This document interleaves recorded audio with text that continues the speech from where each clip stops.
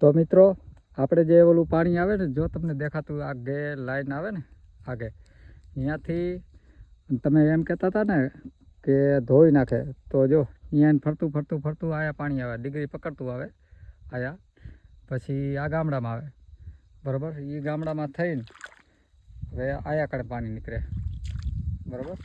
જો અહીંયા હવે આપણે આ ગામડું રહ્યું ને, આ ગામડું પહેલાં જામી ગયું હતું એટલે આને બંધ કરી નાખ્યું અહીં, પછી આહીને ડાયરેક્ટ કરી નાખ્યું.